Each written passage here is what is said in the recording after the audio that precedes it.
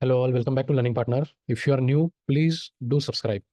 This is another channel where you can directly connect with me. We have around 1000 plus members already who are working. We take live coding sessions and everything. To just get notified about those sessions, please do join this group. Fine. So after routing, we are going to see control flow statement. Like what is control flow statement? Now, control flow statement means nothing but @if else and @for loop. How do we write if and else in or for loop in the normal programming? Same thing we can write it in the HTML template also. So this we got from Angular 17. So from which version we got? So Angular 17. From Angular 17, we got control flow statement. Fine. And it is in the stable version also. In Angular 19, we don't have any major changes regarding this, but I will be going through the topic. Like how do we use it @if, @else if, @else and @for loop. Again, we have @switch also, but for switch, I will be explaining in the project. Fine. Now, so in previous episode, we have implemented this routing. So let's create one more component. Now, after once you implement the routing, next thing like every time when you create the component, next thing will be you have to create the route. Fine. Let's create component ng generate component control statement. Fine. So once we create the component, next thing will be we have to create the route. Again, what are the routes we have created? After that, we need to create one more object, path, let's say control statement, or let's say control flow component. Fine. So we have created route. After that, you need to add the links also. So let's copy this link, paste it. Let's get the route name and paste it over here. Fine. Let's just save all and let's check if we are able to access the component. See, we are able to load the particular component. Now, so how do we saw ng if and ng for? That same thing we are going to do using @if and else. So let's open the component side by side. Now, so let's create some row call structure. So first I will explain how do we write the @if, then we will see @for.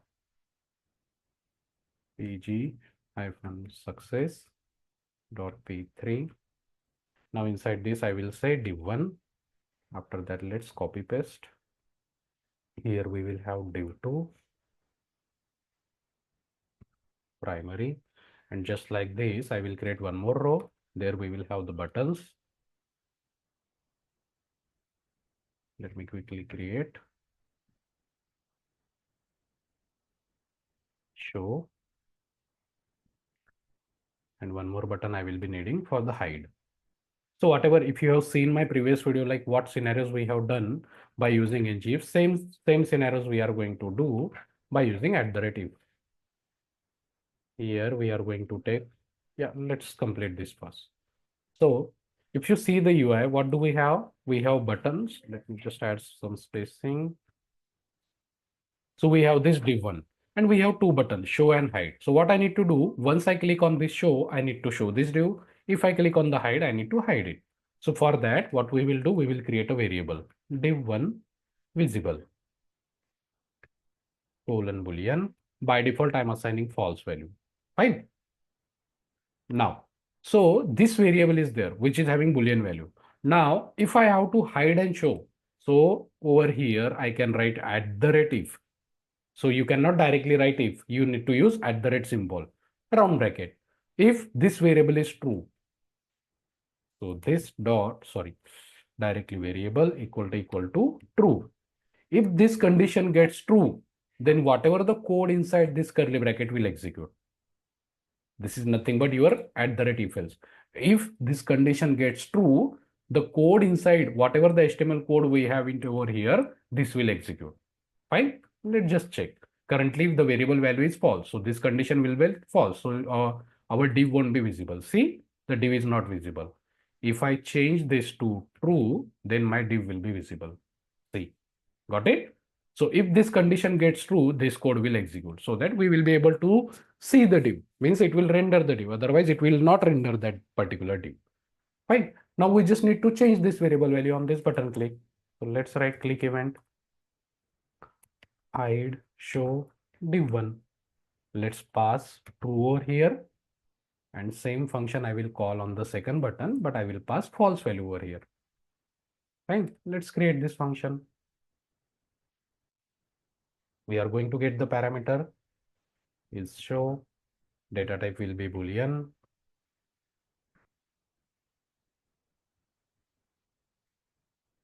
Now whatever the value we get as a parameter, that we have to assign it to this variable. Fine. Now we will be able to see that hide and show properly. If I click on hide, that div is getting hidden. If I click on show, that div is visible. Got it? So hide and show is properly working. So this is how you do the hide and show by using @if and @if. Fine. Now, in second scenario, we have this div2. So here what I will do, I will create, so here what we will do, we will create two div primary and div danger. And here I will say checkbox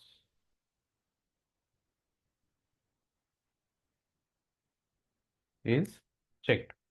And here we will say checkbox is unchecked.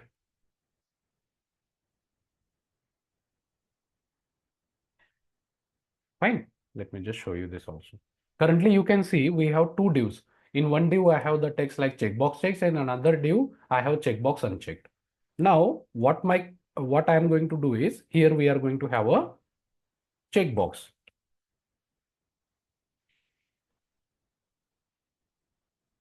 Fine. So if my checkbox is checked, I need to show this div, otherwise this div. Got it? This is our scenario. So now here we are going to use @if and else also. So now here okay, sorry. We have a checkbox, so we are going to need the checkbox values, right? So let's create a variable is checked boolean false. Fine. Now this variable I'm going to bind to this text box by using ngModel directive. Again, if you have to use ngModel, we need to import forms module in the import statement. First thing. Then we can use ngModel square bracket round bracket ngModel equal to double quote. What we need to pass it over here? This variable. Fine. Now over here we need to write the condition @if. So condition will be if this variable is true. Sorry, over here true, then we will render this div, and else to this else, and here we will render this. Got it? Let's check. So now by default you can see checkbox value is unchecked, so you get that red box. If I check, you get green box. Got it? So this is @if and @else. So this thing was not there present in the ngif. So ngif was because ngif we were adding on a particular div. So here we have @else, means if this condition gets true, this particular div will render. Otherwise, this condition will render. So this is if and else. So in programming also we can write if else ladder, just like that. Over here also we can write. So for that, let's create one more call 3. And here what we are going to do, we are going to have multiple span. Scenario will be, let me just create it first.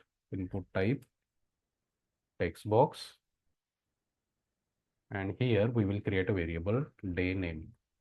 Data type will be string. By default, I will pick it as empty. So what my scenario is, this variable I have to bind it over here. What my scenario is, if, why it is not allowing.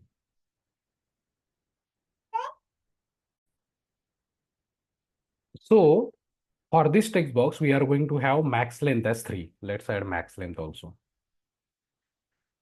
So user can maximum provide only 3 characters. If user enter MON short or something.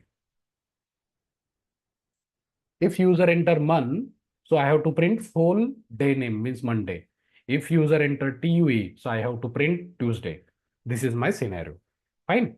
Let's enter placeholder also. Enter day starting. Fine. So over here we had this span tag. So if Now we have to use multiple if statements. So at the rate if in this particular text box value is mon, so I will render this particular span, and in that I will render monday. Again, now multiple conditions are going to be there. Else if second condition, if they,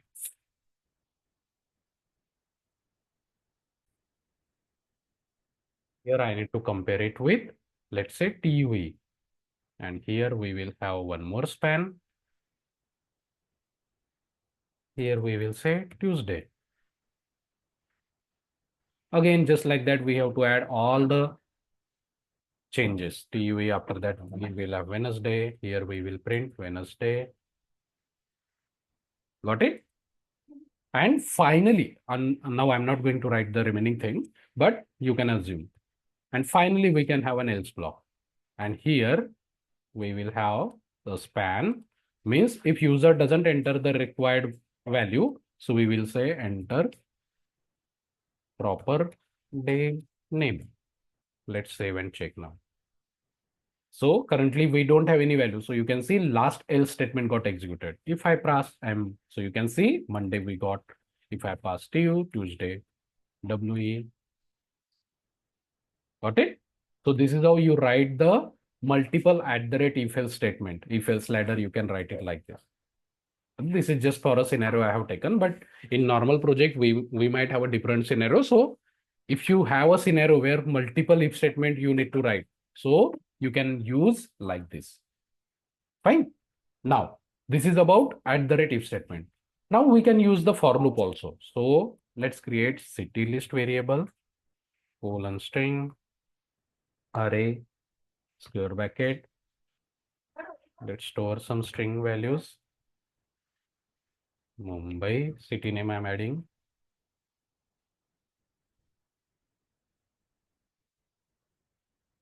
Thane, Ranji,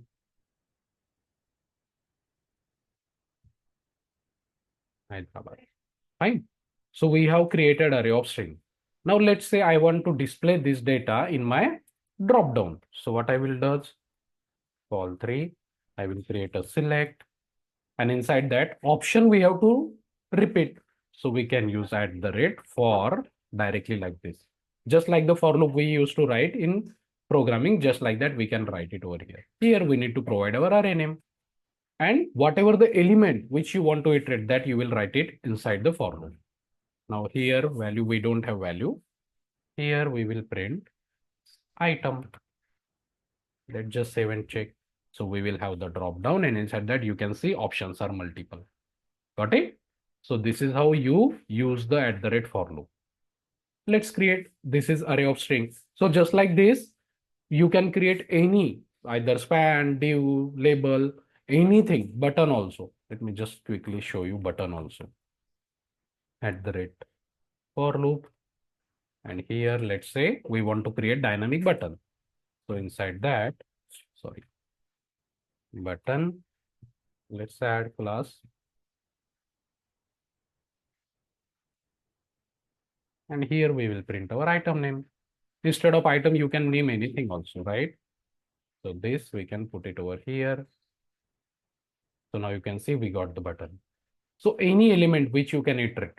Now, if you understand, in ng, if ng for or ng, if we have to use it, we had to import something. But if you have to use at the rate if and at the rate for loop, you don't have to import something. Got it? So that is the advantage. You are not unnecessary increasing the component code. So that's why if you have to simply use at the rate if and at the rate false not, that is the best option. Instead of using directive, you can make use of this because you are not external. You don't have to import anything. So you are not burdening your component.ts with some extra import. Got it? So always try to go with at the rate if and at the rate for loop. Now one more thing, let's use the array of object. In ng4 we had created that. So let me just copy paste. So this employee array we had created. Let's use it over here. So here, fine. So we have created array of employee. Now this data we can show it in the table by using @for loop. So let's create row called 5. How we can have table we will have, then we will have, sorry, inside t head we will have the tr, sorry, tr, inside that we will have th. Let me just copy paste. So let's say first will be serial number, then what do we have, name, then we have city and the mobile number, city and mobile. Fine, let's try now. So okay, in t head we missed the t head, so this tr will go inside the t head. After t head we will have the t body, and after t body we have to repeat the tr. So over here @for loop we will use on which element, this employee array we have to use the for loop, and inside that we have to use tr, means whatever the element you want to iterate, that you will put it inside the for loop. Here we will need the td. How many th we have? Just like that we will create the td. Now serial number. If you remember in the ng-for we had to declare let sr is equal to index. In index we used to get that, but here we can directly access the dollar index. You don't have to create the variable. So over here dollar index, again it will start from 0, so we just have to do the +1 so that it will start with +1. And here item dot name, let me just copy paste. Here we need to display city and the contact number, last thing. Let's copy, let's paste it. Let me just add the classes for the table so that you will have border and everything.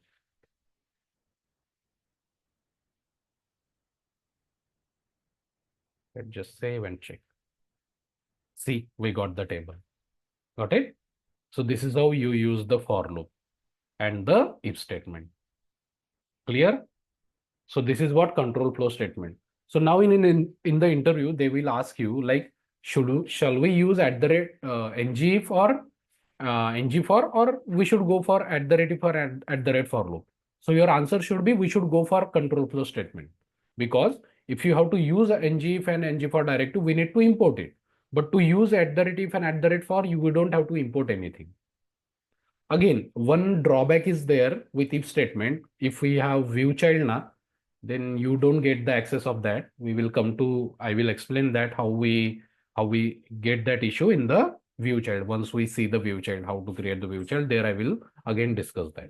Fine. Just only that drawback is there. Apart from that, we can use @if and @for fluently. Okay. So that's it. If you are new, please do like, subscribe, and please do join my WhatsApp group also to directly connect with me. Thank you.